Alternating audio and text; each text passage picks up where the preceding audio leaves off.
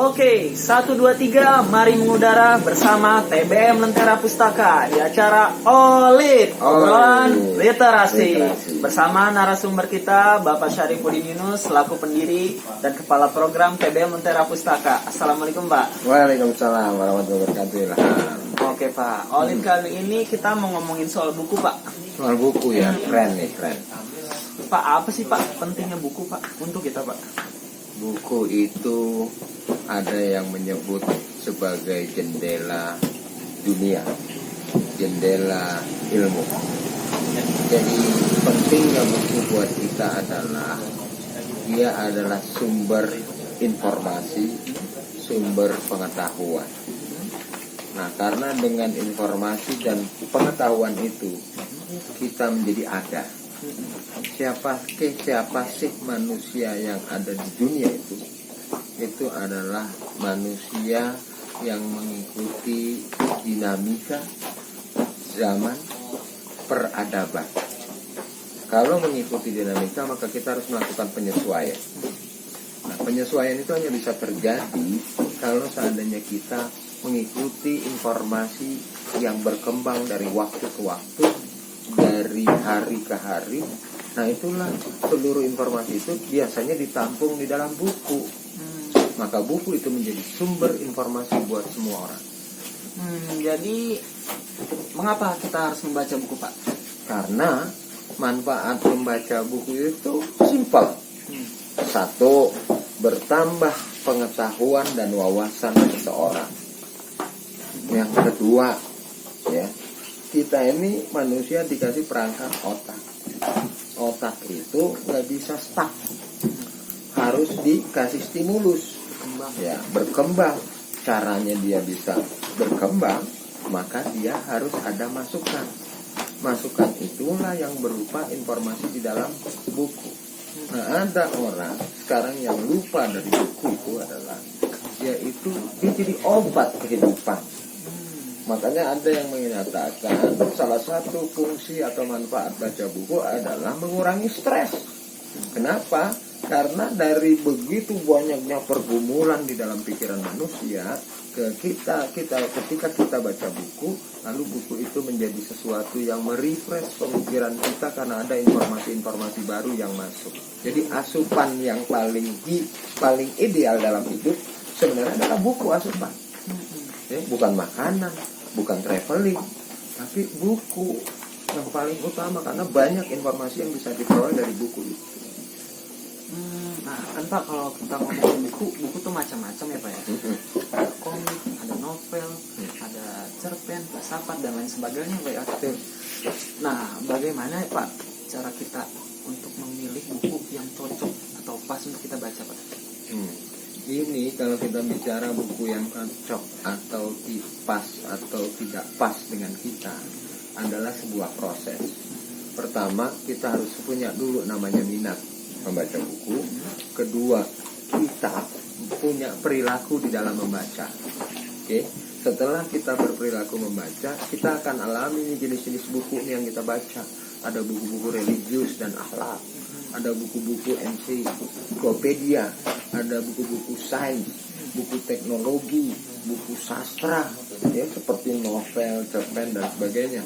Bahkan termasuk ada buku-buku yang bersifat katakanlah sejarah. Ya. Nah, mana yang cocok?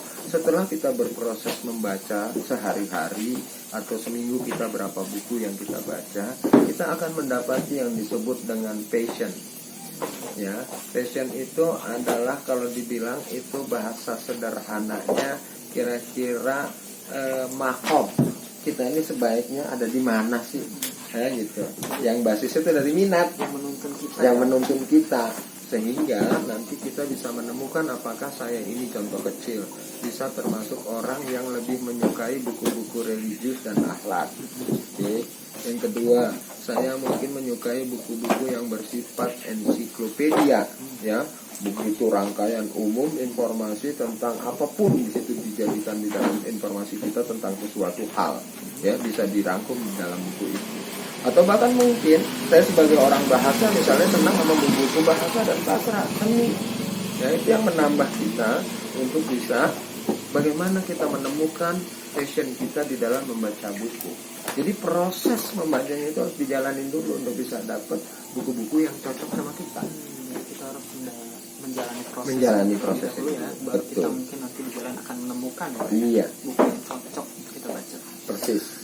Nah, terakhir nih Pak, pertanyaan terakhir. Apa Pak manfaat buku untuk kita dan keterkaitannya dengan kehidupan kita Pak?